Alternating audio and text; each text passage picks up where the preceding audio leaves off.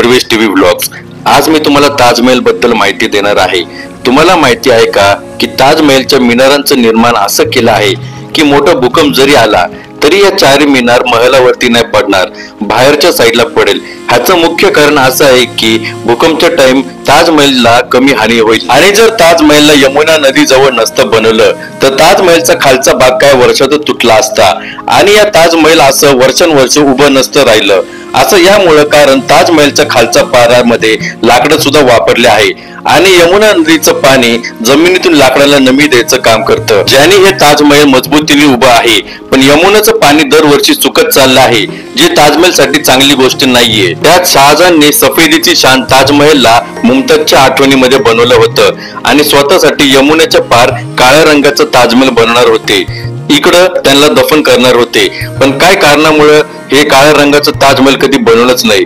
जर हे पण बनवलं असतं तर आजचं दृश्य वेगळंच असतं। आणि ताजमहलला बनवायला लांबून विदेशी दगड आणले होते आणि महाग हिरे सोन्यांनी सजावट केली होती। पण 1887 मध्ये इंग्रजांनी जास्त करून हिरे सोने लुटले। ताजमहलची शान वाढवायला कमीत 28 प्रकारचे अनमोल रत्न वापरले होते आणि दगडांना अफगाणिस्तान, चायना, श्रीलंका, तिबेट वरून मागवले होते। आपल्याला हे माहिती आहे का की ताजमहलचा रंग दिवसा हलका हलका बदलत राहतो। दिवसा ताजमहल गुलाबी दिसतं थोडंसं, दुपारी सफेद आणि संध्याकाळी हलकसं गोल्डन दिसतं। तसं तर ताजमहल चंद्राच्या प्रकाशातही छान दिसतं। मग ताजमहलला 18व्या शतकात बनवलं होतं आणि त्यावेळेस ह्याला बनवायला कमी 3 करोड रुपये लागले होते, जे आजच्या वेळेस कमी 10,000 रुपये करोड आहे। आणि ताजमहल भारत देशातलं पर्यटन स्थळ म्हणजे खूप महत्वाचं आहे। खूप विदेशी लोक इकडे येण्याची इच्छा ठेवतात आपल्या जोडीदारासोबत। ताजमहल बघायला दरवर्षी 50 लाख पेक्षा जास्त लोक येतात आग्र्यामध्ये। आपण जर ताजमहल पाहिला असेल तर कमेंट करून सांगा। आपल्याला हे ऐकून हैराणी होईल की ताजमहल आग्र्यामध्ये नाही बुरहानपूर मध्ये बनवायचा विचार होता।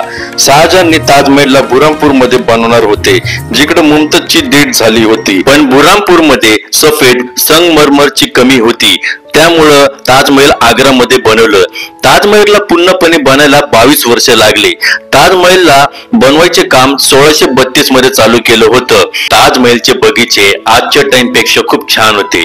पहिले इकडे गुलाब आणि फळांचे झाडे होते, पण इंग्रजांनी इकडचे बगीचे बदलले। बघा, ताजमहल प्रेमाचंच नाही तर कडी परिश्रमचं प्रतीक सुद्धा मानलं जातं। ताजमहलला बनवायला 20,000 लोक लागले होते, सोबतच 1,000 हत्ती। मित्रांनो, तुम्हाला हा व्हिडिओ आवडला असेल तर लाईक करा आणि बर्वेश टीव्हीला नक्की सबस्क्राईब करा।